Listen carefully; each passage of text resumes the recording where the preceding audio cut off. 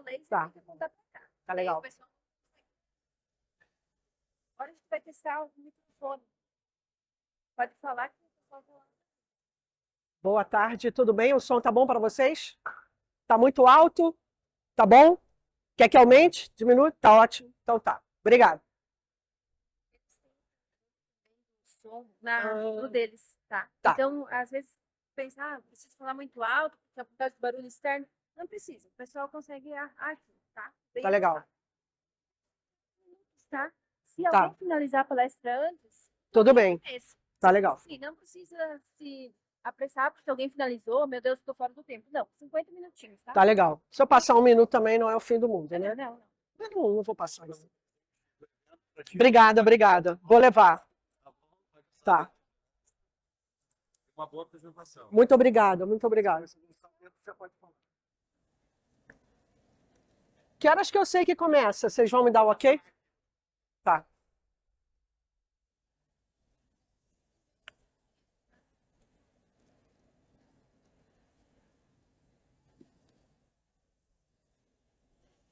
Só vem ali no cronômetro que já vai começar.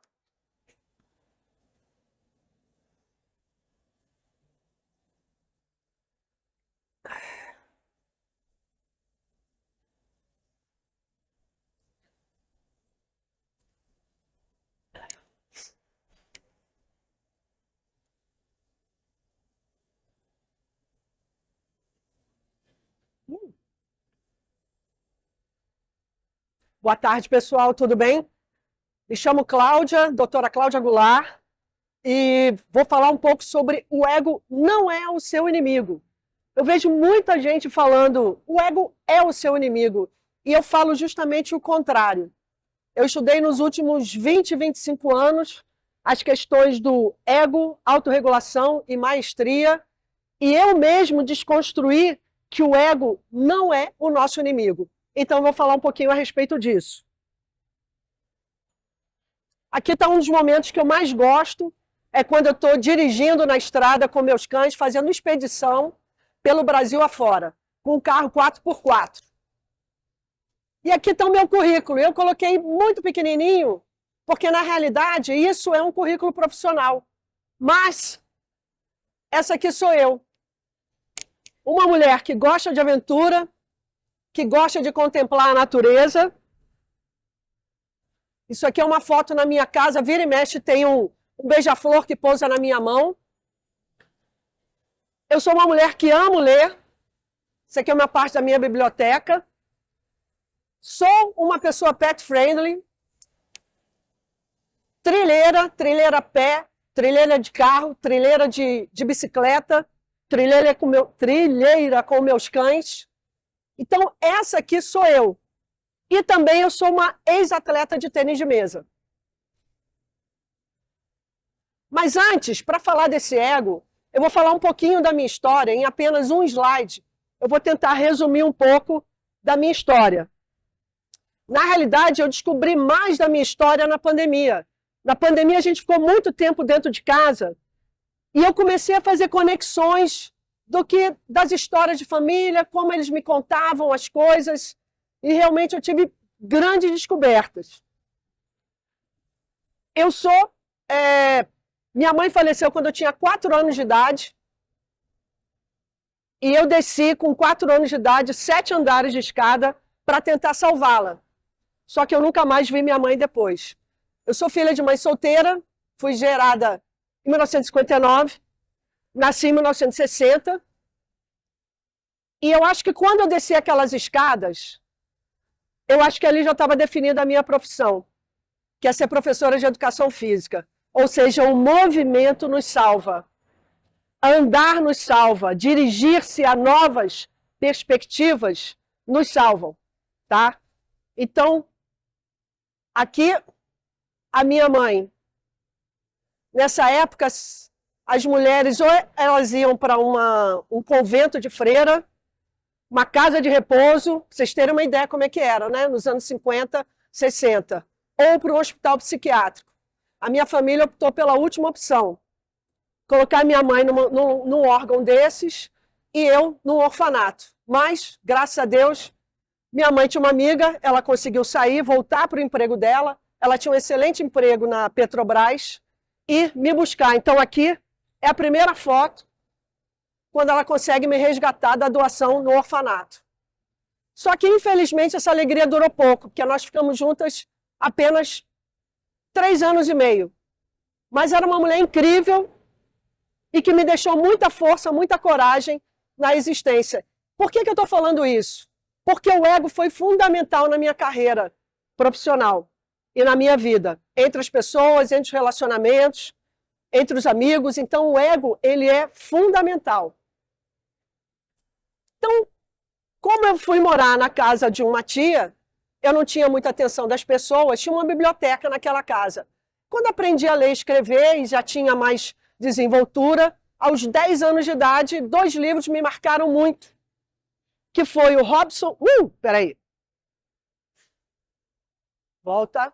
Que foi Robson Crusoe, um náufrago que sozinho foi para uma ilha com seu cachorro e aprendeu a se virar sozinho.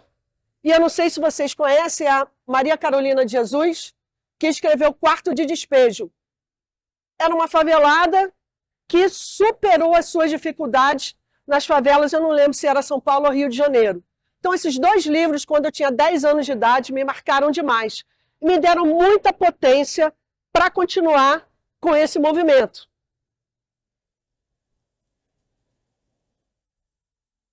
Tinha também lá em casa quadros, lápis de cor, e a pintura e as artes me chamaram muita atenção na infância. Então, se não existia um apoio familiar, existia todo um ambiente que eu podia desfrutar.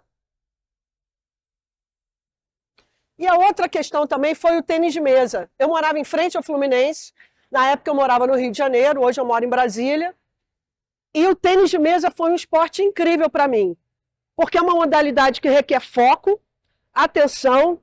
Se você tremer, se tremer como eu estou tremendo agora, eu dou aula há 40 anos, mas eu estou aqui tremendo. Primeira vez aqui no HJ. Se você tremesse, você não conseguia jogar. 30 segundos tremendo, você perderia 5 pontos numa partida. Então eu tinha que, aos 12 anos eu comecei a ser atleta, até meus 20 e poucos anos, fui uma atleta de alto nível, e eu aprendi que eu tinha que estar o mais calma, relaxada possível. Isso me trazia a possibilidade de sair todos os dias de casa e interagir com as pessoas. Então, o tênis de mesa, para mim, foi um dos esportes assim que me marcou a vida. Por ter sido uma excelente atleta, eu consegui bolsa num dos melhores colégios do Rio de Janeiro, chamado Colégio Andros, onde a nata da sociedade estudava lá. Tá? Eu vim de colégio público, mas vim parar nesse colégio. E aqui, essa aqui sou eu, aos 16 anos, e esses são os amigos que eu fiz num campeonato chamado Afroasiático Latino-Americano, no México. Eu fiquei 1 mês lá. Então, vocês veem como é que o movimento é algo que cura? Se a gente ficar parado, gente. Então, assim, gente, aqui no HJ é o banheiro, é o café da manhã, é aqui degustando vinho. Você conhece pessoas incríveis. Se a gente ficar parado, sentado e não se abrir para o mundo, isso não traz cura para a gente, tá? Então, aqui era o namorado da época, o Écio Scottini. Todos eles eu tenho contato até hoje via Facebook, via Instagram. Então, você vê quantos anos tem essa foto. A gente estava no México e a minha equipe ficou em 4º lugar. E tinham 60 países. Ali também abriu a minha mente. Eu falei, nossa...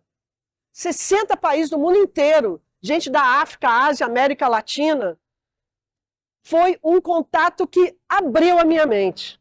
Ou seja, eu nunca imaginei que sair de casa para jogar tênis de mesa ia me trazer tantas possibilidades. E aqui, sou eu aos 21 anos de idade. Quando eu cheguei à maioridade, eu virei para minha tia e falei, olha, vou sair de casa. Eu tinha muitas ameaças físicas, e etc., que uma mulher passa, né, quando não tem uma proteção. E eu falei, olha, eu vou sair de casa. E era 1981. E nessa época, a gente... A gente era muito... A gente era meio hippie, vocês veem pela foto, né? Então os colegas se acolhiam demais.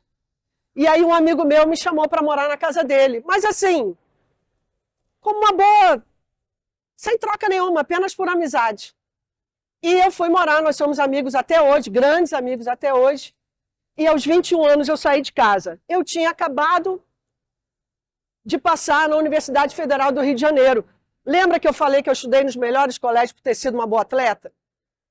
Tênis de mesa não era um esporte do meu sonho, mas de tanto ir, de tanto treinar, de tanto interagir socialmente, eu comecei a ser uma grande atleta. Eu tenho mais ou menos 70 medalhas, 4 troféus, 4º lugar no Afroasiático Latino-Americano, então assim, eu não tinha a menor ideia. E isso, que pudesse me levar tão longe. Isso eu escolhi fazer educação física. Nas primeiras férias, eu ganhava bolsa de estudo e a gente andava pela América do Sul muito de trem, era muito barato. Então, nas primeiras férias, eu me dei de presente ir de mochila até o Peru, fazer o caminho dos Incas. Era uma época muito legal, a gente sentava num restaurante em Cusco, era uma mesa só para todo mundo e os jovens sempre falavam, o que você quer fazer amanhã? E ali todos negociavam qual era o passeio que queriam fazer. Era outro momento, né? E depois dali do Peru, eu segui para a Amazônia. Da Amazônia eu fui para o norte do Brasil, depois eu fui para o Nordeste, e depois de 3 meses eu cheguei na casa, na casa do meu amigo. Isso, ou seja, o tênis de mesa e essa viagem me abriram, me fez assim ser mais uma cidadã do mundo. E aí agora eu vou falar então a minha história profissional. Eu comecei a dar aula nas escolas da periferia do Rio de Janeiro durante 11 anos. E esse aqui era o ambiente. Escola Café Filho, na Vila Kennedy. É a Escola Tomé de Souza, em Senador Camará. E aqui é o Jardim Primavera, na periferia de Duque de Caxias, Nova Iguaçu e Belford Roxo. Dei aula há 11 anos, foi um dos maiores aprendizados da minha vida.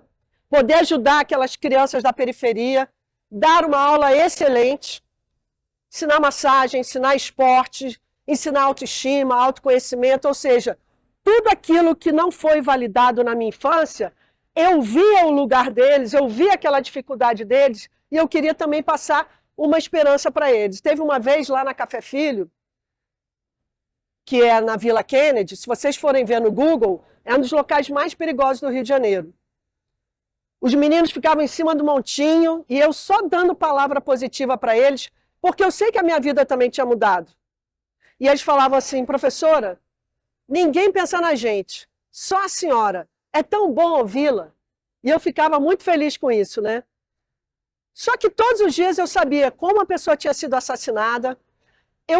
Era 50 quilômetros da minha casa, eu acordava às 4h30 da manhã, chegava às 9 horas da noite, mas eu amava o que eu fazia. Só que quando eu fechava a porta em casa, eu falava, nossa, estou viva. Durante 11 anos eu falei, a última vez eu tive que me atirar no chão do ônibus, porque tinha um tiroteio do lado de fora, eu não tinha mais medo de ser assaltada, eu já conversava com os bandidos muito tranquilamente, aí eu falei, você já está correndo perigo. E na praia eu tinha conhecido umas pessoas de Brasília, carioca muito despojado, né, para conversar. E essas pessoas, eu via quando chegavam na minha casa, curtiam o Rio de Janeiro que eu não estava curtindo. E aí eu resolvi fazer um outro caminho. Antes de falar aqui. Isso aqui eu descobri perto da Escola Café Filho que tinha uma cachoeira, a Cachoeira do Mendanha. Então, além de ensinar massagem, conhecimento corporal, controle, né, da natalidade, eu falei, vou levar eles para um passeio na cachoeira. Eu já era montanhista e levei eles para cá. E eles amaram. Bom, mas como eu estava falando, Rio de Janeiro é muito bonito para passar as férias, mas não para ganhar vida. Então eu resolvi fazer o caminho que os meus amigos sempre ficavam na minha casa. Eu resolvi morar em Brasília. Larguei a praia, larguei os amigos, larguei as festas, larguei a turma, e eu falei, a vida é mais do que isso. Eu quero crescer. E aí, passei em primeiro lugar no concurso da Universidade de Brasília, na Faculdade de Educação Física. Não conhecia ninguém, me preparei, perguntei para um amigo meu como é que se preparava para um concurso público da universidade. Ele me ensinou, eu copiei o que ele me ensinou, aceitei, entendi, reproduzi e até hoje é muito parecida a preparação. Só que parece que as pessoas não querem se preparar, tá? E eu vou falar mais do ego lá na frente por que disso, tá? Não querem se preparar, querem apenas ir com o seu título. E na realidade a gente tem que estudar muito para passar em primeiro lugar. E aí a universidade, na época, a educação física, a gente podia passar só como graduada. E na universidade eu fiz mestrado, doutorado, especialização em psicologia do esporte, pós-doutorado, vou para outro pós-doutorado. E aí, aquela menina que não era reconhecida dentro de casa, que tinha que ter o livro para aprender, ela começa a se destacar profissionalmente. E aí eu me tornei uma pesquisadora na área de psicologia do esporte, a coordenadora de curso, junto com outro colega, durante a pandemia, que foi punk, foi muito difícil, todo mundo muito vulnerável, professores, estudantes, e aí eu assumi essa missão. E o sistema da universidade mudou, era um sistema e mudou para outro. Aceitei a missão e foi muito bem, consegui um resultado excelente, e aí eu fui indicada para ser a diretora de esporte, arte e cultura na universidade. E trabalho em cima do sistema chamado AME. O que é AME, Cláudia? Eu trabalho em cima da realização de metas, objetivos, a autorregulação, a maestria e o ego. É uma relação entre esses três fatores. Então, eles não são estanques, eles não são separados. Eles têm uma relação intrínseca entre os três. O ego,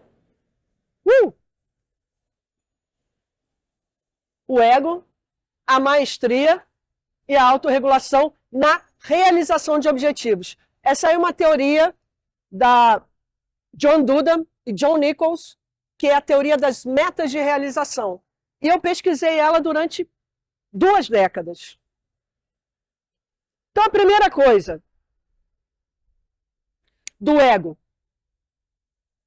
Quando a gente está estressado no trabalho, quando o funcionário não faz algo que a gente pediu, quando ele faz diferente, quando a gente viaja e ele faz totalmente diferente, muitas vezes como é que a gente fica? Dessa forma. Isso é mal, Cláudia? Não. Não. A questão é, se você não se conhece, não entende o porquê você chegou a esse ponto. Por que você está o tempo inteiro sendo vulnerável? O Jung, ele fala que existem 100 palavras, que se você escutar aquelas 100 palavras, algumas delas, você vai emergir o seu complexo. Às vezes ele é seu, às vezes vem de um histórico familiar, que você nem tem ideia, está no seu inconsciente. Então, é normal a gente se estressar. A questão é se a gente permanece desse jeito e se a gente não se conhece, não entende o porquê que eu cheguei a esse ponto. Então, será que é difícil lidar com os outros? A gente sempre fala, liderar é ótimo, né? Que a gente fala. Liderar é ótimo. O problema são os outros. São os outros ou é o que eu sinto em relação a que o outro se manifestou para mim? Será que não é um complexo que está emergindo em mim? Porque tem outra pessoa que não se incomoda.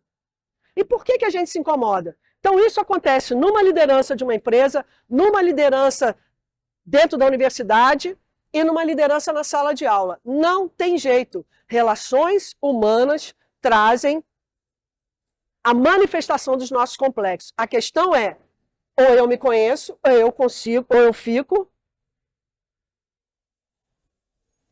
Queria falar aqui, depois eu volto aos outros slides. Ou eu fico num ciclo de constância que eu não paro de falar naquilo. Quando eu não paro de falar, é algo que está me incomodando. Então eu preciso me conhecer. É como se tivesse disparado a amígdala e eu não consigo falar, não consigo fazer com que ela pare de circular. Então, quais são as áreas do cérebro que eu ativo?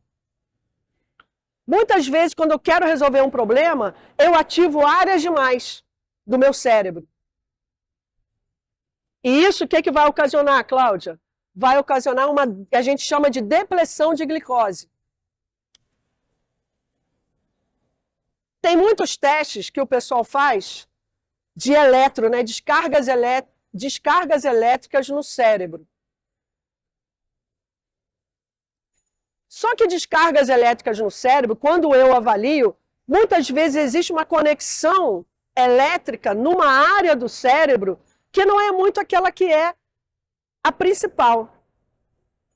Quando eu faço uma leitura no meu cérebro da quantidade de oxigênio que está em cada área, ou seja, eu consigo analisar o nível de estresse.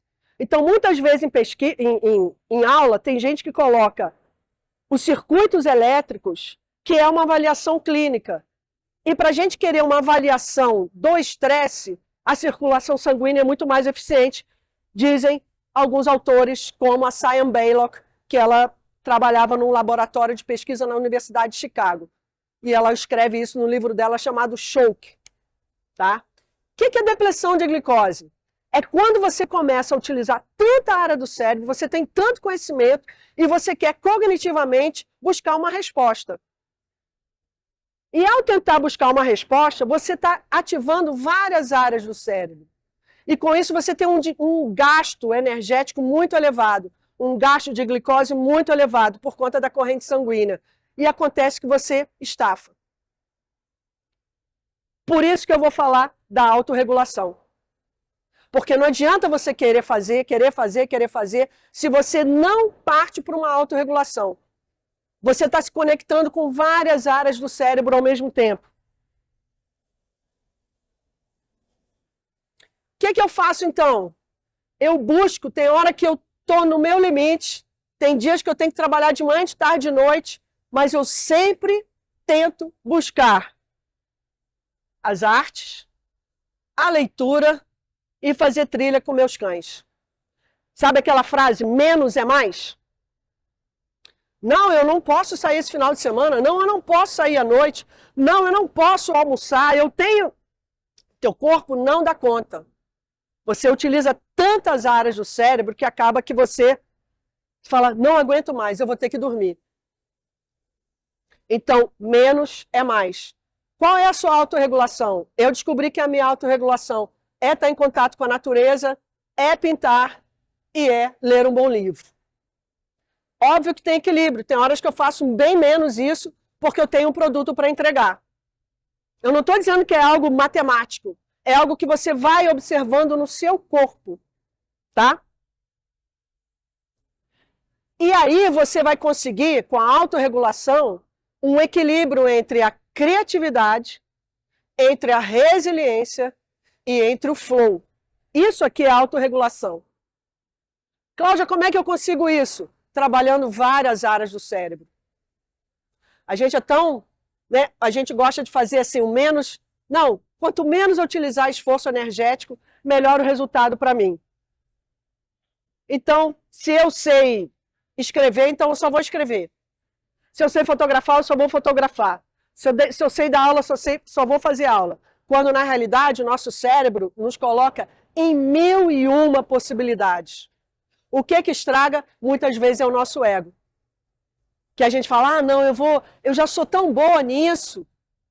Eu vou fazer essa outra coisa que eu não sei nada, que eu sou ignorante. Por que não? O processo de aprendizagem, ele dói.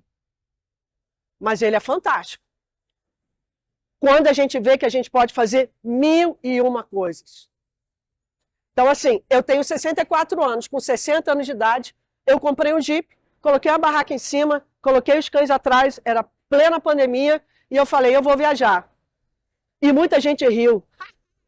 Ela não tem idade para isso. Ela está muito velha. Como é que ela vai aprender a dirigir um 4x4? E eu vou para a trilha, muitas vezes tem uns homens machões, né, me dão fora, dão um grito. No começo eu chorava.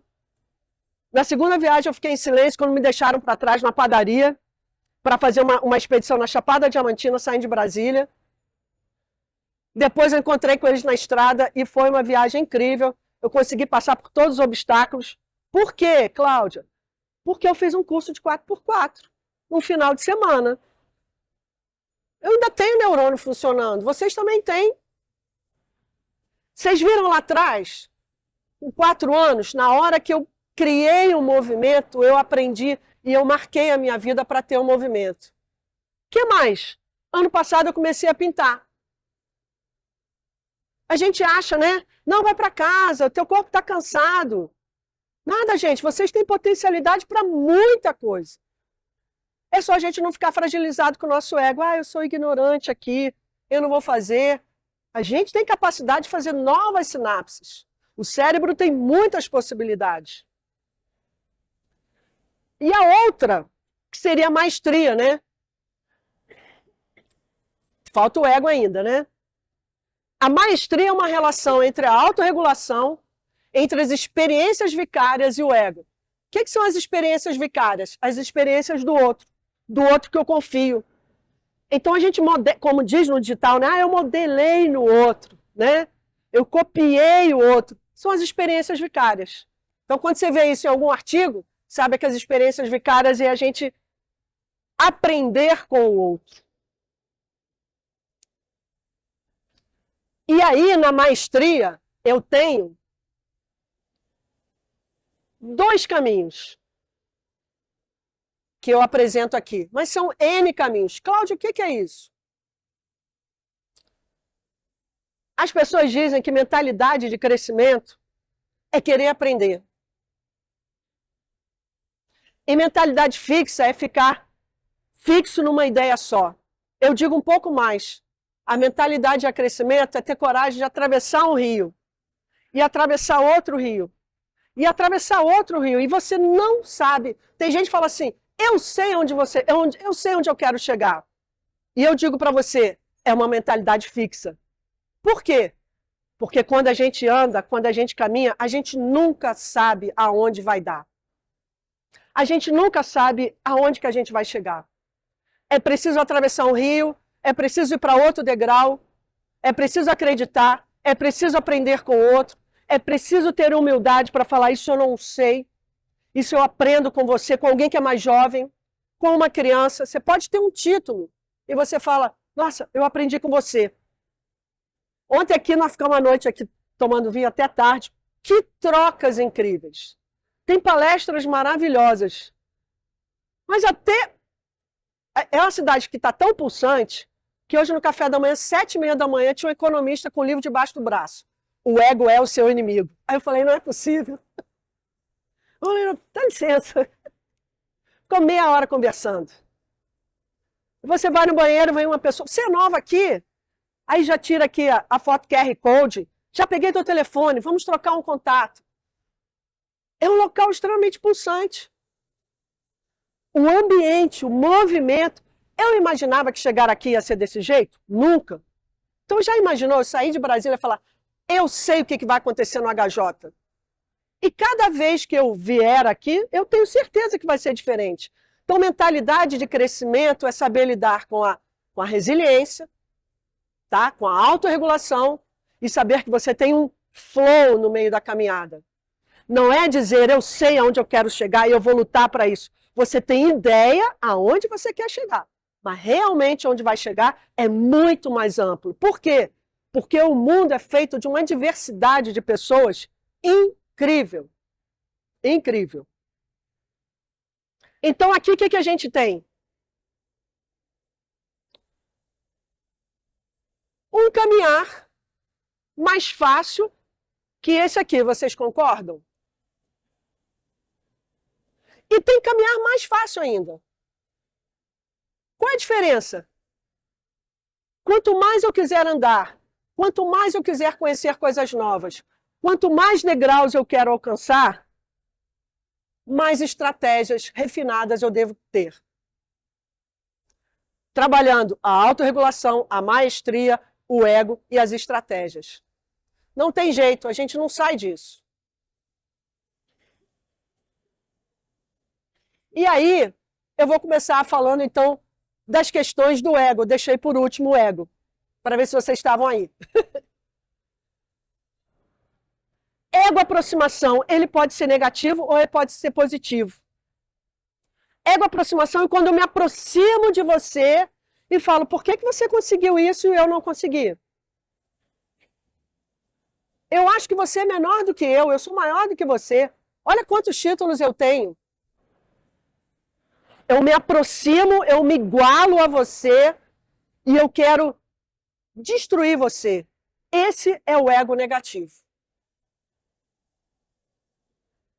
Agora eu posso chegar e falar assim, nossa, que interessante, como é que você conseguiu isso? E hoje no café da manhã com uma colega que está no Airbnb comigo, eu falei, como é que você conseguiu isso? Ela é quase 30 anos mais nova que eu. E ela é assim, Cláudia. Eu, nossa, que interessante, passa para mim. Não tem problema. Esse é um ego que está forte, que não tem medo do outro, que não tem medo da sua ignorância, que não importa se você tem título ou não tem, mas a gente está aqui para trocar. No meu grupo de estudo, de trabalho, de pesquisa, eu deixo as pessoas muito à vontade, eu chamo de mentoria colaborativa. O que seria isso? Quando chega um aluno novo, eu falo para ele, o que você pode colaborar com o grupo? Eu? Mas eu tenho 19 anos. Não, mas você tem muito conhecimento, você tem com certeza conhecimento que eu não tenho. Aonde eu for lacuna, me preencha. Não tem problema. É, professora? Eu falei, com certeza. Você vai ver que eu tenho defeitos. Tem? Eu falei, claro. Claro que eu tenho. E qual é o problema disso? E aí um aluno meu sumiu, tá 3 semanas, eu falei, onde é que você está? O que aconteceu? Não, professora, o outro aluno está me ajudando na análise dos dados, né? Fazer uma limpeza nos dados, ele está me ajudando. Quando eu encontrar com a senhora, semana que vem, já vai estar pronto. Aí eu falei, você não ensinou isso? Que eles se colaborem? Então, muitas vezes, eles nem entram em contato comigo. Então, isso deixa meu fardo leve. E eleva o ego deles, e eleva a autoconfiança deles. A gente não está aqui apenas para ser reconhecido, mas para o outro entender que ele também tem o seu valor. É o quê? Fortalecer o ego do outro. Então, eu me aproximo do outro para aprender. Quando você se aproxima do outro para querer diminuir o outro, é que o ego é o seu inimigo. Mas eu digo justamente o contrário. O ego é o seu amigo. Mas, Cláudia, como é que você aprendeu isso, que o ego é seu amigo? No início das minhas pesquisas na universidade, eu apliquei questionários para os atletas olímpicos e medalhistas olímpicos. Não vou dizer aqui o nome deles. E um aluno meu que tinha também uma equipe de futebol, ele falou, Cláudia, vem cá. Você está errado a falar do ego, que o ego tem que ser baixo. Eu falei, Os meus melhores atletas, o ego deles é elevado. E aquilo eu fiquei pensando, então quando eu apliquei o questionário nos atletas olímpicos, os atletas medalhistas, tinham um ego elevado. Eu falei, caramba, aquilo deu um bug na minha cabeça. Eu falei, o que é isso? Mas para pensar uma coisa. Viu que eu falei da minha trajetória? Para a gente ter um ego elevado, a maestria, a aprendizagem é muito maior ainda. Então por que eu estou falando que o ego não é o nosso inimigo? Porque a gente trabalha, porque a gente acorda cedo, porque a gente estuda, porque a gente rala. Como diz no Rio de Janeiro, a gente rala muito. E muitas vezes a gente tem o ego da infância.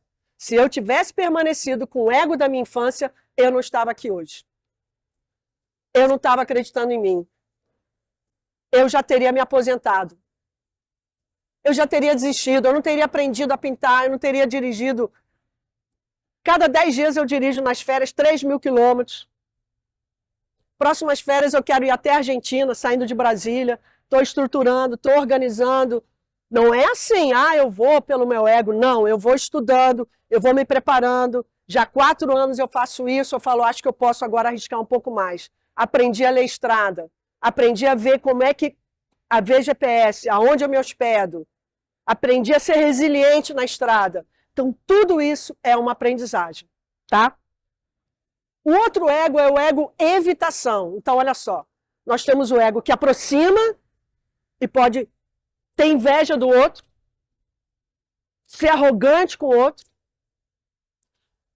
tá? Ou eu aprendo com você, e eu tenho o ego evitação. As pessoas de sucesso estudam muito para não quebrarem. Pode ver, quem aqui tem um negócio próprio? Você estuda muito, não estuda? Para quê? Para ter sucesso. Então, eu evito um fracasso. Eu estudo muito e evito o fracasso. Eu não acordo e falo assim, deixa a vida me levar, a vida leva eu. Eu sou uma pessoa que tem uma energia positiva. Eu sou uma pessoa que nasci brilhante na minha família. Meu pai e minha mãe sempre disseram que eu sou a melhor coisa do planeta Terra. Quando eu chego e tiro 10, minha mãe fala, meu filho é inteligente, ele nem abre o caderno, nem caneta ele tem. Isso está marcando sucesso sem esforço. Para a escola pode até funcionar, mas se você quer outros locais, outra visão, outras paisagens, tá? Você não pode achar que não vai ter nenhum esforço. Que tem. Tá? Por quê? Porque até hoje eu falo, não é possível, eu não aprendi tudo, eu ainda tenho que me esforçar, ainda tenho que aprender, ainda tenho que saber lidar com as minhas emoções. É um aprendizado sempre. Outro, eu tenho ego-evitação. Quando eu fujo do problema, quem tem negócio, quem tem família, quem tem relacionamento, tem que aprender a ter conversa difícil. Ah, sou uma ótima profissional, não quero críticas.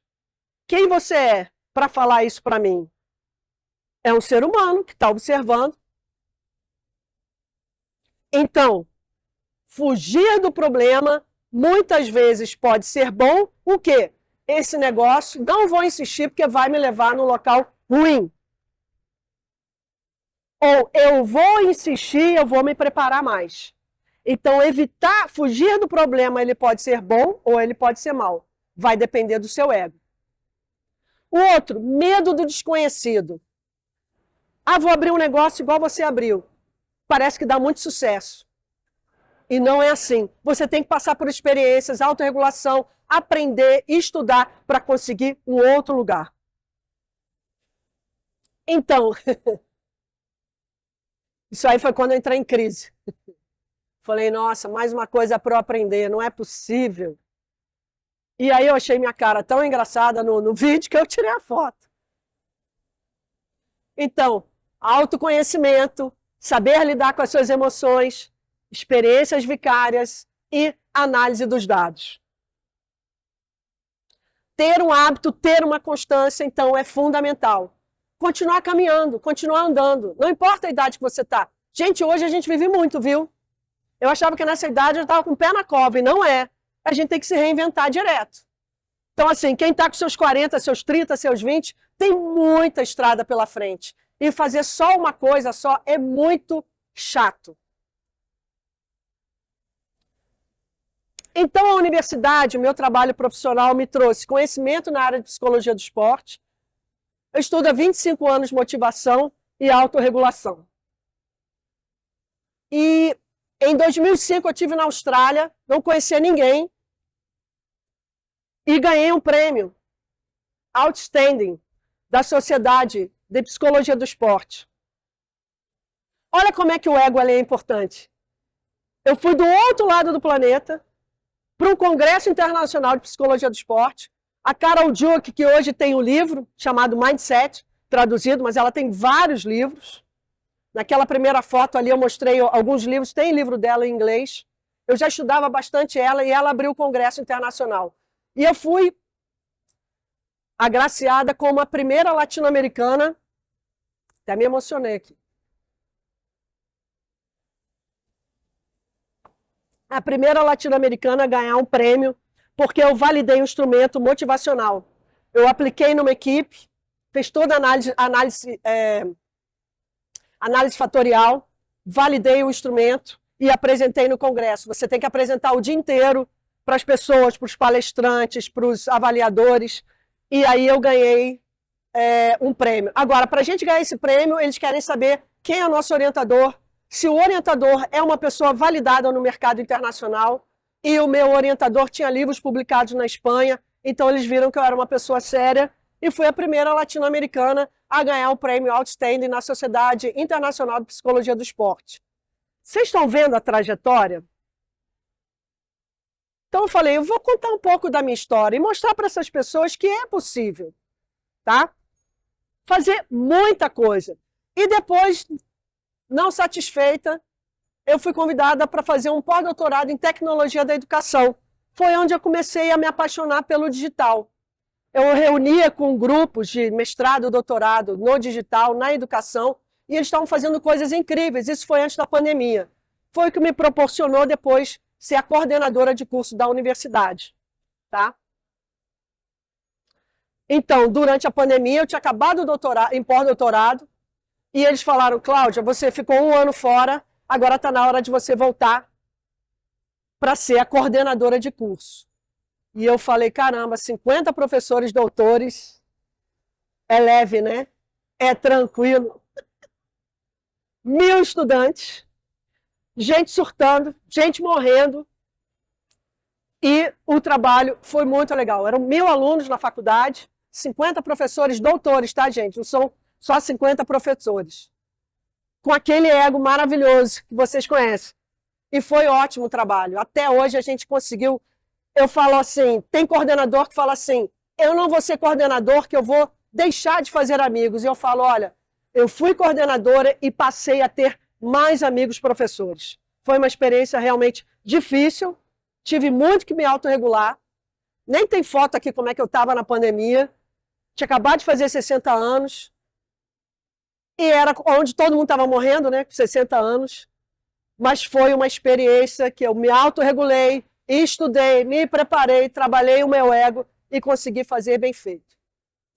E depois de eu ter sido coordenadora, me chamaram para ser diretora de esportes e atividades comunitárias. Na realidade é arte e cultura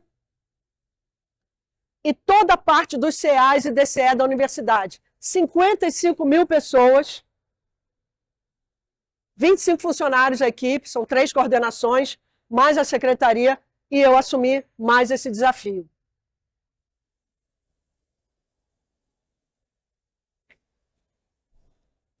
E aí são os meus sistemas de autorregulação. Eu comecei a fazer aula de desenho. Eu faço aula de desenho online. O professor é brasileiro, ele mora em Florença. E a gente tem aula toda semana.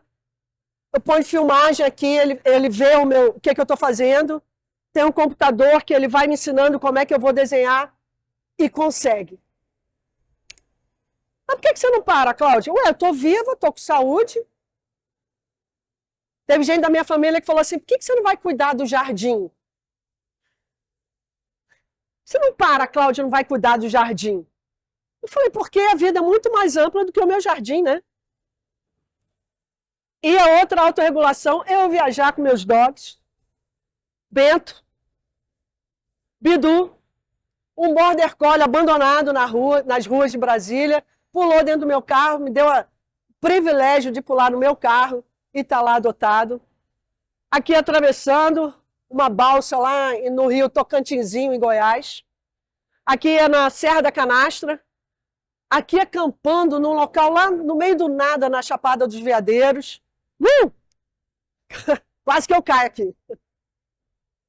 E eu comecei a fazer isso em 2020. Tem 4 anos apenas. Então, esse aqui é lá na... Isso aqui é lá na... Fazendo uma trilha com uma amiga. Era tanta bobagem que ela falava. Ela, vai lá para tirar uma foto sua. E antes de eu vir para cá, eu fui para Palmeira das Missões, com os amigos que eu conheci na Serra da Canastra, 3 anos atrás. E, gente, que coisa melhor que você estar tomando um vinho, comendo uma carne, sentada na beira da fogueira, você faz amigos. E aí eles me convidaram Eu falei, gente, eu vou para Chapecó. Eu estou a 4 horas de distância de ônibus. Eu vou até a casa de vocês. E passei o final de semana lá. Comprei essa bombacha. E estou feliz da vida. E aí eu gosto muito dessa frase do Guimarães Rosa, né? Que a vida é assim. Ela esquenta, esfria, aperta, depois afrouxa, sossega e depois inquieta. Mas o que ela quer mesmo é da gente é coragem. E é isso que eu falo. Eu tenho muito medo. Medo de subir aqui, medo de viajar sozinha, medo de dirigir com meus cães, mas eu vou, com medo mesmo, tá? Então, é isso. Muito obrigada.